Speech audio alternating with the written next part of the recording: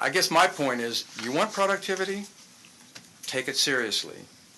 Define it, track it, and then spend the time to answer that question. I really can't tell you detail by detail. I can give you some broad, but at the end of the day, you're not going to get productivity through a meeting.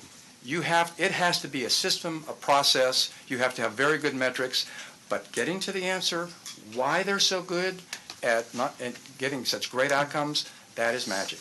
Do you think that leadership is the key to it? It is.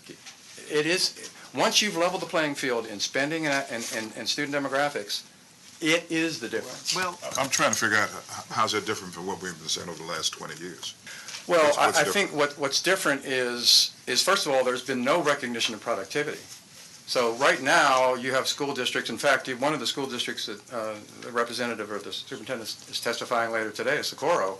They're in what I call that green box. So they're generating very high academic outcomes at very low cost. But there's no reward for that. Nobody's recognized for that. They don't realize, there's no credit. That's what they do because they're good at what they do. The gap between the Socorro and Cy-Fair and others is substantial. It's something that we should look at because that is a substantial cost differential for great results that literally go from one side of the state to the next. So that's the best practices the rest of the districts need to emulate. Socorro and Cy-Fair that are on the low end, but they have tremendously positive outcomes. And I'm just back to there's plenty of models out there that are doing extremely well. It's just that they're not being copied. They're not emulated. They're not recognized.